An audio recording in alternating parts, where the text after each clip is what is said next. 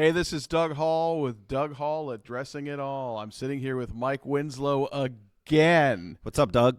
What's up? Twice we've talked in the last month.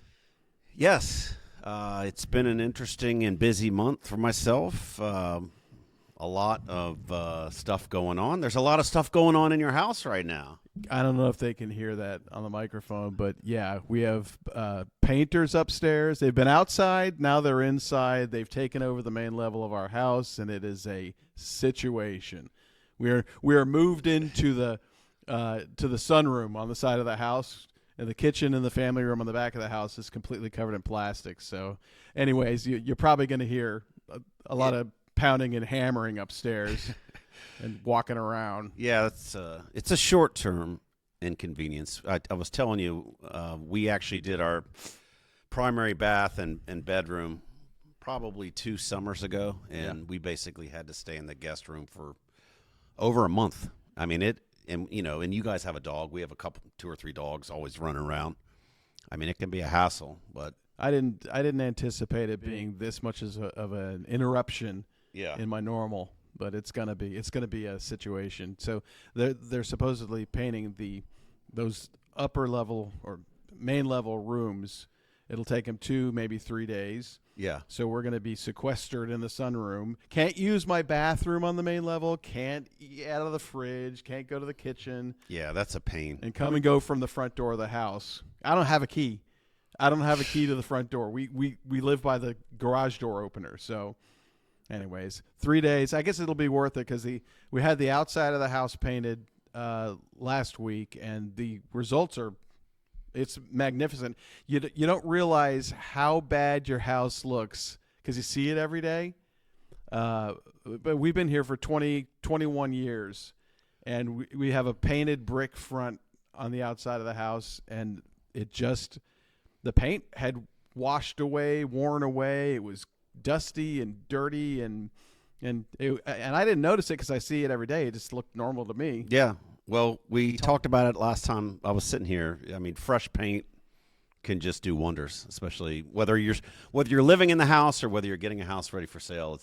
Makes the biggest difference in the world. Somebody on my Facebook page called it money in a can, and that's accurate. Yeah, I'd go with that.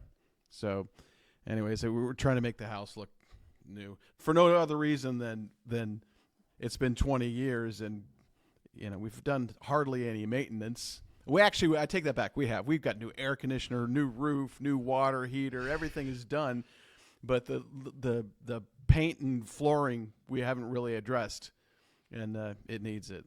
So, well, anyways, let's talk about real estate for a minute. Last time you were here 3 weeks ago. I think so, 3 to 4 weeks ago. And this was just right after the new administration had taken office, and we were seeing some changes happening, and those changes were impacting our market. So how does it feel now? Well, I mean, I brought this up when I got here before we went to broadcast, so to speak. Broadcast. I mean, I've been busy. I don't think that our area has completely felt the effects yet.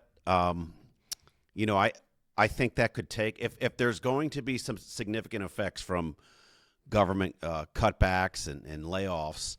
I think that could take a couple months or so for us to see the impact and actually see the numbers in the reports that we get. But in terms of Western Loudoun, I mean, I've been running around showing houses. I had a client this weekend who lost out on a house in Leesburg. There was 9 offers. Wow. 3 of the offers were cash offers. Where is this? This is basically right off of Dry Mill Road, and it's sort of kind of behind the western side of Leesburg. Correct. Okay. Just down the street from Loudoun County High School, sort of behind Shenstone. But older neighborhood, older house. The owners they've done some. It still needed some updating. What's the price but point? The lot was phenomenal, about $700. Okay. The lot was phenomenal, almost an acre lot. A great location, close to downtown Leesburg. Kitchen and baths were not done, but I knew, based where she was priced, I mean, they were going to get some action. I didn't expect her to email me back and say she had 9 contracts. So you lost. We lost. And she said she had three cash offers, and my clients are not capable of doing that. But on the flip side, and more positive side, we did win one a couple weeks ago in northwest Leesburg, which I would say east of Luckett's, north of Waterford. Yeah. And it was multiple contracts. So I really haven't seen the slowdown yet, but I am kind of laying in wait. Like we kind of talked about this 3 or 4 weeks ago. What do you anticipate it would look like? Let's say there is a slowdown. Let's say the government cutbacks turn into something in our market. How is that going to reflect in the real estate business? Well, it affects from down up. Okay, so let's just say a significant number of people live in X neighborhood, and they all work for USAID. So Elon Musk. Elon Musk ripped his shirt off that said tech, whatever it says. X neighborhood.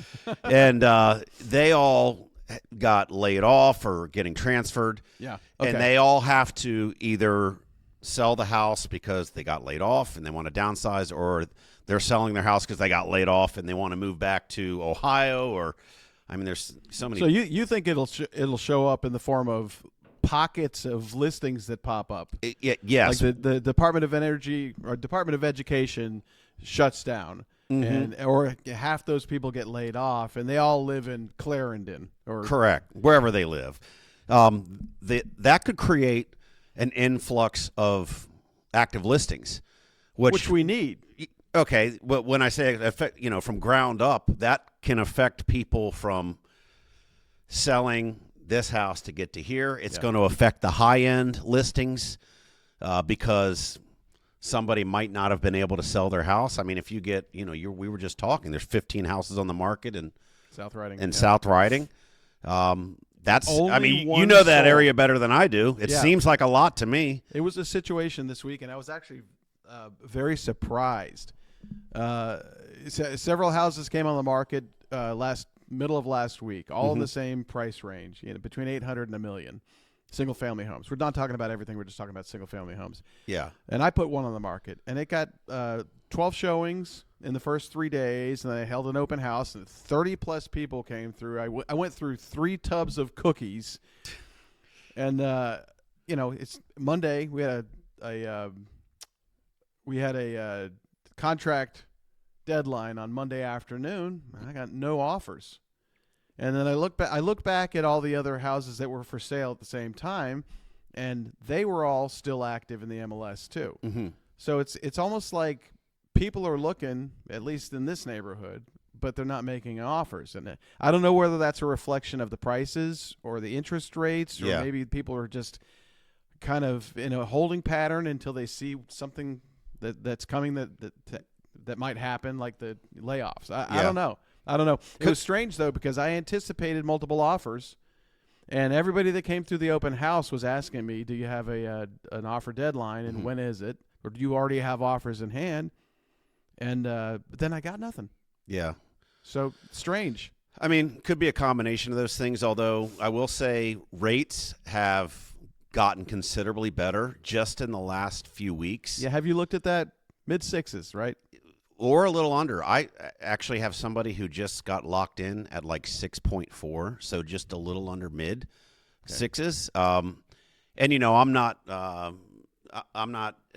what's CNBC guy, and I can't tell you all the variables that can contribute to rates, whether this happens or that happens, and markets. And you're probably more knowledgeable than the guys on the news. I can tell you, I'm knowledgeable enough to know this. I can look at my phone and look at the Dow Jones for the last 2 days, right? And it's been an absolute, you-know-what show. train wreck. Yeah, right? And I've been told, a little birdie has told me before, that if the stock market is getting hammered, rates will go down. Correct. Yep. So I'll be curious to see. So here's why that happens. Okay. Okay, go ahead. I'm gonna give you some information that's probably. Who's the guy that goes buy? No, what I know about this is probably wrong. My information is wrong, but my understanding is when the stock market is declining, that investors move their money to the bond market. And when Okay. the bond market sees an increase in demand, the bond yields go down. Is that right? And if the that yield works goes, for me. If the yield goes down, then that's tied to interest rates. Something like that. No, But yeah, if the stock market's sounds doing right. poorly, people move their money into more to the bond market, and that helps interest rates, mortgage interest rates at least. Yeah. Well, like I said, it got crushed yesterday. I looked at this about an hour ago, and it was down another 500 points, like at 11:30 this morning. I was like, oh. So I have a theory. I think the new administration, is trying to trigger a recession. Well, I think that's what this is. are you? So is the Trump plan short-term pain, long-term gain? I think so. Okay. I think so. I mean, if you fire everybody, and what you're doing is you're trying to cause an economic downturn, which will cause the Fed to be forced to reduce interest rates, short-term borrowing rates. Yeah. And that'll reflect in every aspect of the economy. You'll see it in fuel prices and food prices and interest rates on houses. Which, by the way, fuel's down. It is. It is. It's under $3 for a gallon of gas. I just paid $2.85. And my buddy texted. I'm on a group text with some buddies. He was at Costco. I think he paid $2.71. That's great. Yeah, that's great. So That's still expensive though. it is, but it's not $3.39 a gallon. Yeah.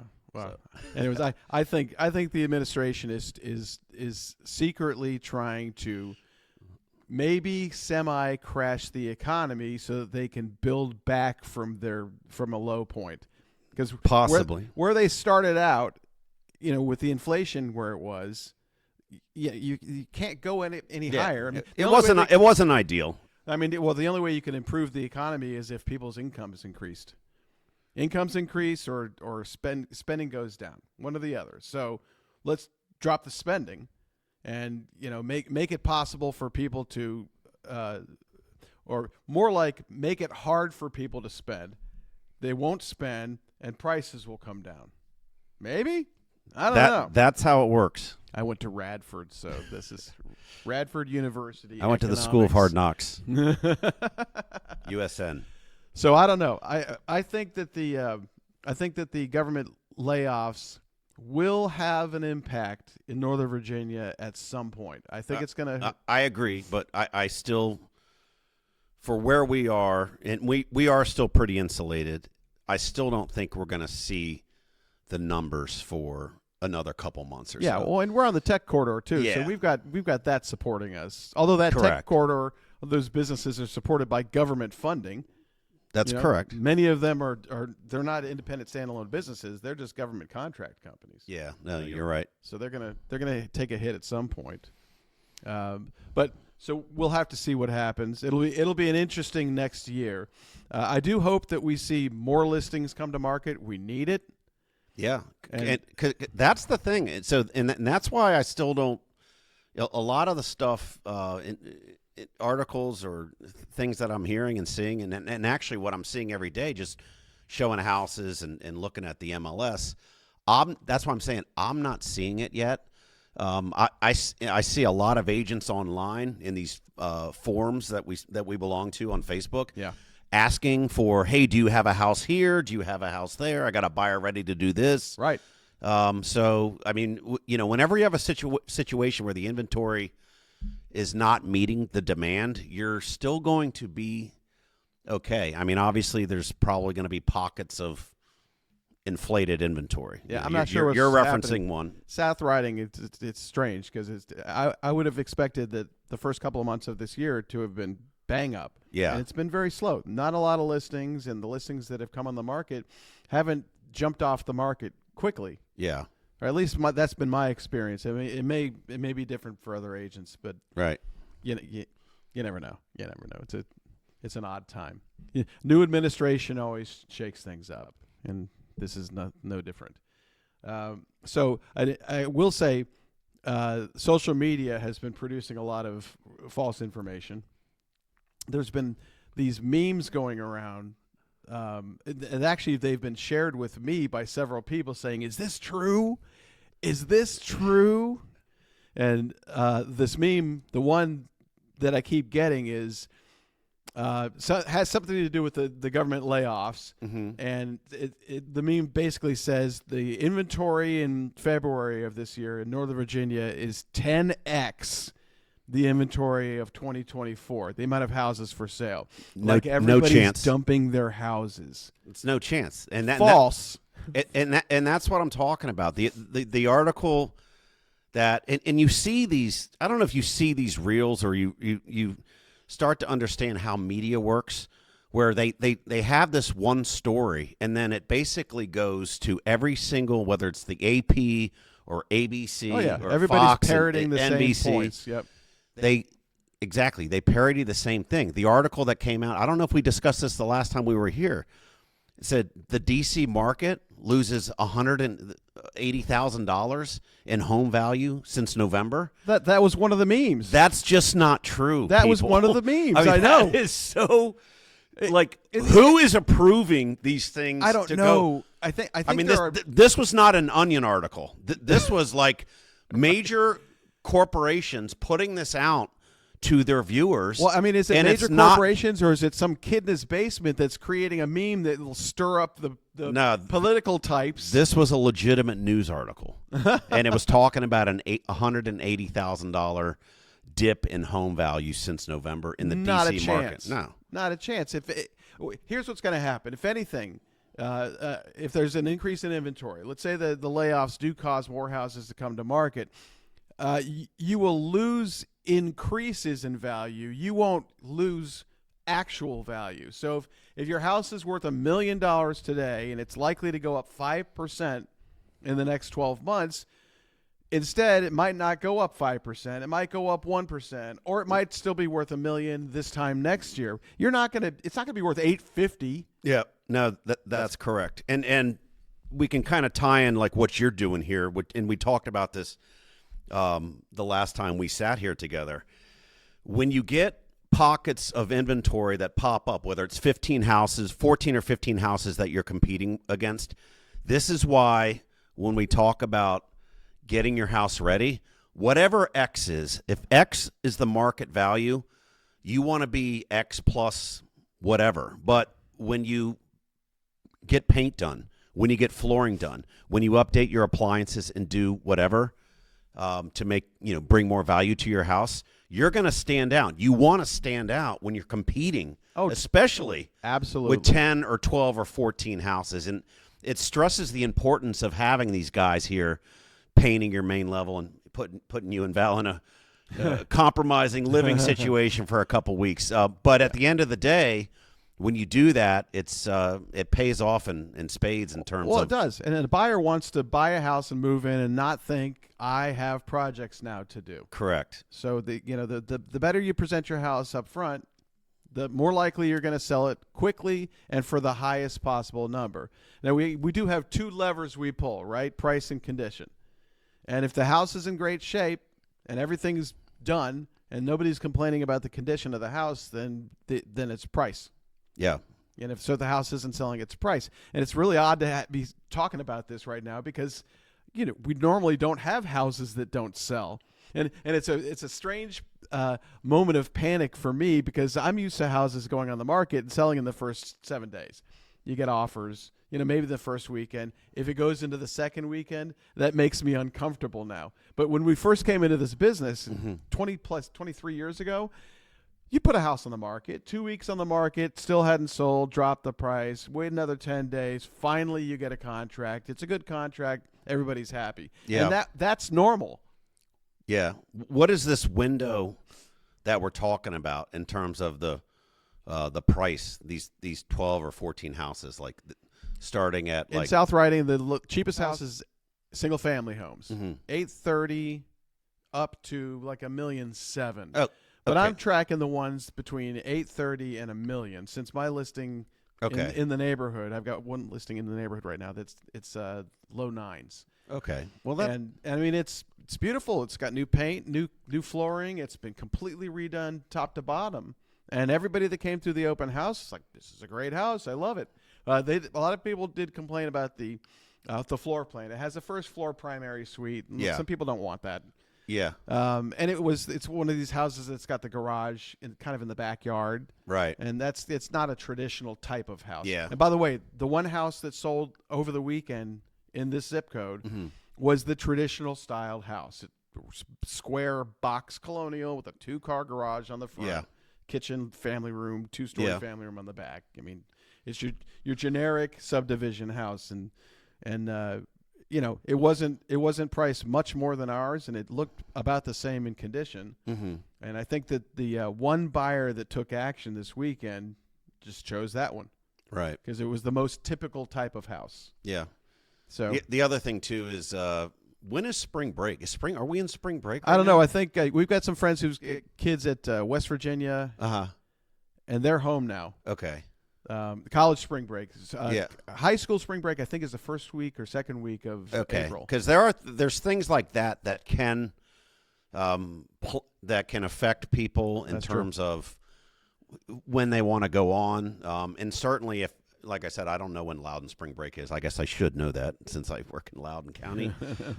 But if you have a spring break and you got family, I'm not saying every single family packs up the Griswold station Goes to wagon Florida, and right. goes to Wally World. Right. But, we used to. a good percentage of people do that. Oh, yeah. And if you take, let's say, 25 or 30% of the community out of the community for a week, Right. that's going to affect how many people are looking at houses that you have on the market. Yeah, no, absolutely. And there'll be fewer houses on the market, and there'll be fewer buyers. There are times where nobody's looking at houses, even though it's a hot market. Yeah. You go days with no showings, and it makes me scratch my head. But then I look at the calendar, and I'm like, okay, some event has happened. Yeah. There's a reason that people have paused. Mm-hmm. And the slowdowns in business typically only last a couple of days before they pick back up again. And I think that's what we're experiencing this weekend in South Riding. Now, going later into this week, I'm going to continue to track the inventory. Right. Only one house was under contract as of Tuesday morning. And for anybody that doesn't know this, we typically put houses on the market on a Thursday. We let them run through the weekend, maybe do an open house over the weekend, and then we tell all the agents that have shown the house contract deadline Sunday night or Monday night, and we'll present offers to our sellers at the end of the weekend after it's had a full gamut of showings. Yeah. I'm glad you brought that up too, because I've had this conversation with sellers for maybe that was a contract. No, this is a friend of mine from high school, Bobby Peary. Yeah, I've never understood agents that put houses on market like Monday or Tuesday. Yeah.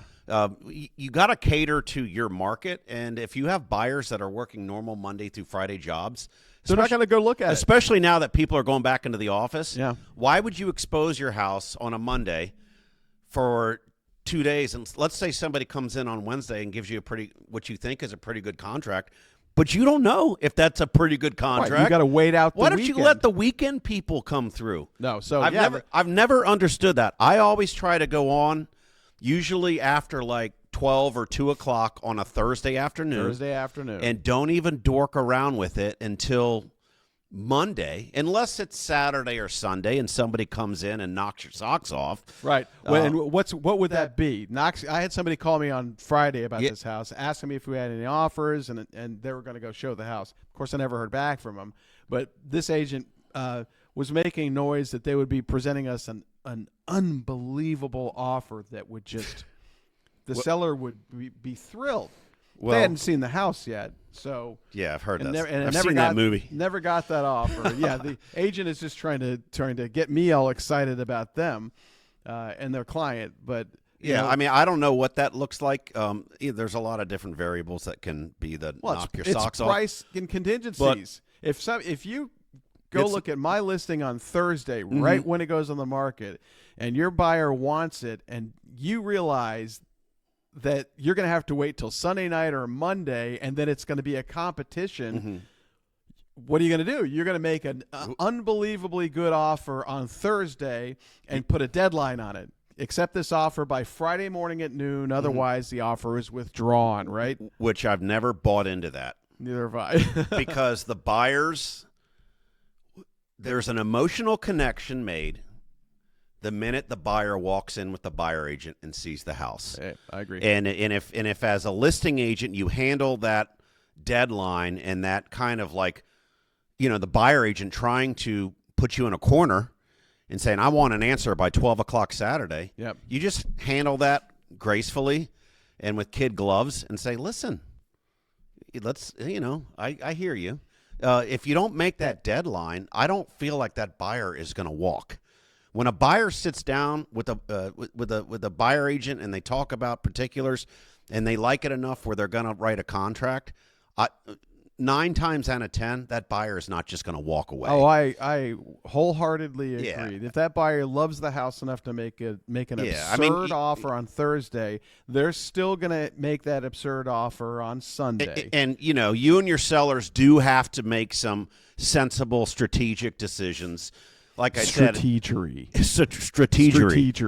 If those components of the offer, not just the sales price, meet your timeline, it's contingent. Maybe you do decide on Saturday. I sometimes have sellers that say, I really don't want people traipsing through my house all weekend. Let's just take that offer now. But this is why you never put a house on the market on a Monday or Tuesday. Right? You just don't do that. No.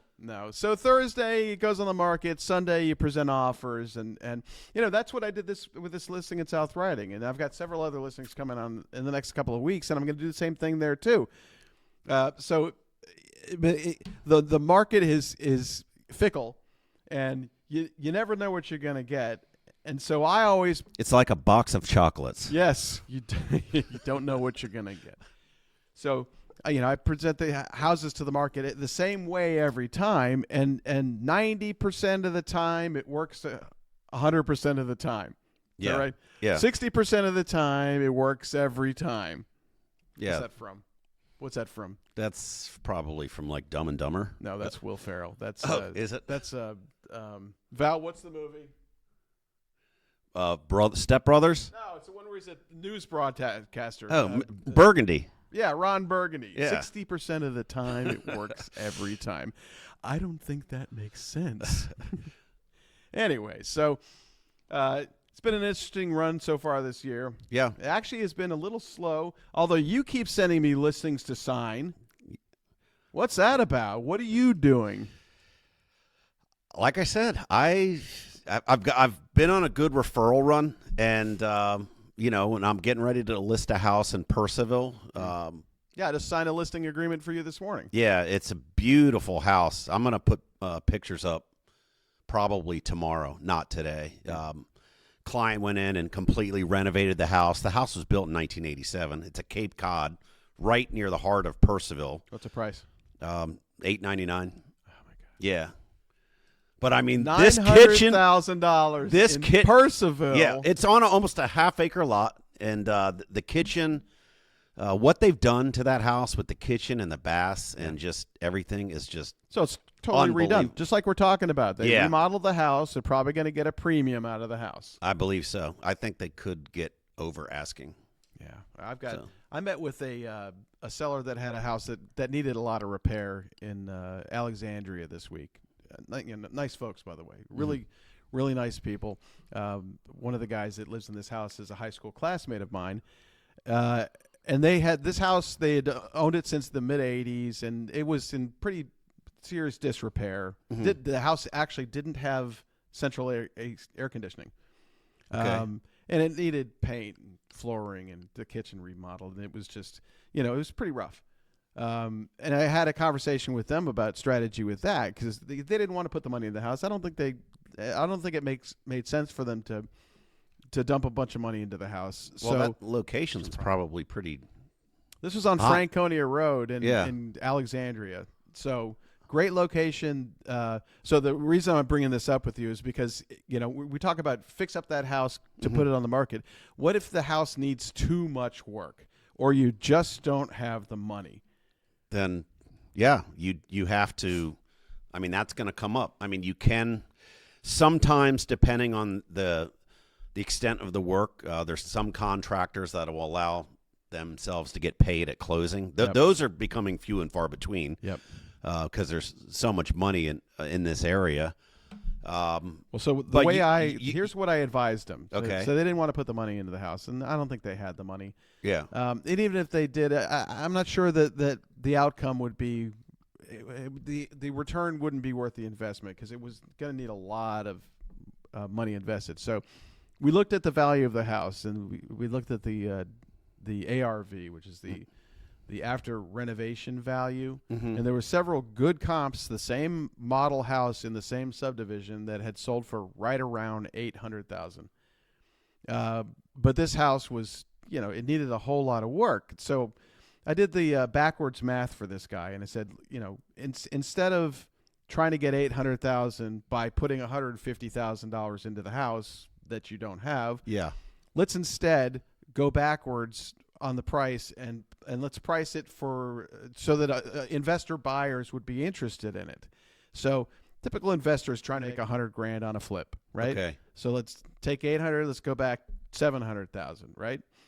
And then the investor, estimated this house needed $150,000 in work. So let's back up from 700 to 550. Okay. So that's probably what the house is worth, probably what he could sell it to an investor for, something in that range. And my advice was to list it something like 500, 525, low fives. And put it out in front of this investor community. There's a million of these guys out there that pick up trucks with ladders on the back of them looking for their next house to flip. And in this case, if he was able to sell the house for $550, let's say, the investor could make a profit. He would make more than he would if he didn't do anything and just put it on the open market to a non-investor buyer. By the way, he called several of these buy your house for cash companies, and they all offered him in the neighborhood of $250. Yeah, so which is just a robbery. Yeah, they prey on people that are not doing their homework. Yeah, and talking to professionals. I would say the same thing too. I don't know what this guy's lot is like, but you got some of these builders that'll take it a step further and do these teardowns. Oh yeah, infill. Yeah, they'll just come in and that's actually happened on both sides of him. Yeah. So but the game is to get the investors to compete, and there's different stratas of investors. There's the investor that went to a class and learned about real estate investing and is trying to borrow money from somebody to buy the property and then use contractors at full price to remodel the property and then, flip it for a profit. Well, that investor is the least likely to buy a house because their costs are too high. Then there's these investor buyers, same guy with a pickup truck with the ladders on the back, that is running his own business, has his own cash. He's flipping houses, and he's got his own cash. He's not borrowing money, and he's swinging his own hammer. Yeah, and he's got himself and his own crew, or herself, I don't know, their self. But that investor can pay more for the house and still make a profit than the person that went to the class and is going to borrow the money and use contractors and do nothing but other than be a middleman. Right. But to be able to get all of the investors to look at the property, you've got to price it appropriately. You've got to put it out there looking ugly. Right. Make it desirable to a renovator. So you bill it as is, and needs work, and you take terrible pictures of it, and it looks bad, and they will show up in a mob trying to compete to buy this house. So if your house is in rough enough shape and you don't have the cash, you can always go that route. But what I would never do is sell it to an individual. Like somebody comes to you and says, "Hey, I want to buy your house. Just talk to me." Yeah, that is a recipe for getting as little as possible out of the house. Which is why, and we touched on this last time also. I don't understand these off-market deals. Yeah. I don't. I mean, why wouldn't you want competing buyers bidding the price up and removing contingencies. No, it's I get it. It makes sense for certain situations, and maybe I said this before. I know I posted this on social media, so I don't want to go down that rabbit hole again. It'll make sense for some situations. Yeah. But for the most part, not exposing your house to the MLS and the World Wide Web makes zero sense. Yeah. Why would you talk to one person who's going to gaslight you Yeah. into just selling it to them for the lowest possible number because they said your house isn't worth enough? Yeah. When you could put it out into the MLS, have a representative, a buffer between you and the buyer, protecting you from their gaslighting, and then, have multiple people trying to bid on the house. And I've done a lot of these properties. These fixer-upper, had several in Sterling Park, that area. There's lots of old rundown houses over there. And, I put them in the MLS. And by the way, the investors, they lose their minds when they realize you're about to put it in the MLS because they see it as a loss of opportunity. Yeah, that's So put it in the MLS. competition. All the investors show up and bid on the house, and every single time the winner is some guy that's got his own cash and is swinging his own hammer, and he can afford to remodel the house at the lowest cost with no money carry cost, use his own crews, and he's make a $25,000 profit and flip the house in 2 weeks. Turn it over in 2-3 weeks. Yeah. It's worth it for that guy. But the investor that went to the class and has learned about real estate investing and is going to go get hard money from one source and then has a bunch of contractors Paying 20% interest on a hard money lender. That doesn't work. No. And those are also the people that when you get 20 offers on your investment property, they're the ones that are offering half of your asking price. So the asking price is typically a suggestion, and it should go up from there. But there are people out there that look at your asking price and stupidly offer way less, and they never win. Yep. So, anyways, hopefully I've got some one of those properties coming on the market in the next little while. But that seller has to figure out what he wants to do. We had the conversation this weekend, and I don't know where it stands at this point, but I'm going to help him regardless. I'm going to help him. So, all right. Anything what we should do today, Mike? Tee it up. Let's play golf. I'm down with that. What gave you that idea? Dressed for it. All right. Well, let's do this. Let's wrap this up, and let's do this again in the next couple of weeks. I'm sure it'll change again. There'll be more to talk about as the we the market need to evolves. talk about the final season of Righteous Gemstones. I haven't watched it. You Yep. keep trying to get me to watch that. Episode 1 was the other night, and there was I'm not going to give it away. You can get online and find out in 3 seconds. A huge star was in the first episode. I had no idea. Oh, really? Like Huge actor. in costume, in disguise? No. Well, what they did, I don't want to get into it, but the first episode. Like Brad Pitt? Did I name it? The first 2 letters of Brad Pitt's first name are the same BP. first 2 letters of this guy's. Actually, what am I talking about? The first 4 letters of Brad Pitt's first name are the first 4 letters of this Bradley guy. Cooper. Correct. No way. Yeah. He basically plays an old gemstone from the 1800s. And what's great is there's a lot of references to Virginia.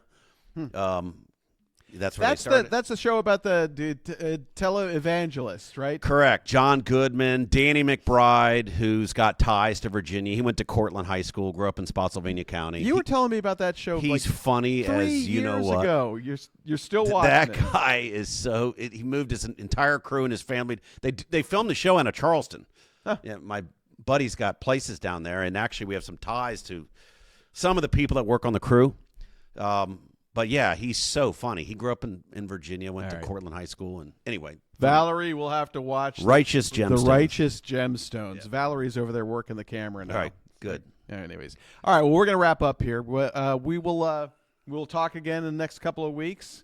Yeah. And I'll have this posted up on YouTube and some of my social media. So if anybody has any questions and they want to ask us questions, they can ask in the comments section of the video. Certainly. Thanks for coming. All right. Thank you, Doug. Let's go Thanks, play Val. golf. All right. See ya. Off to the golf course.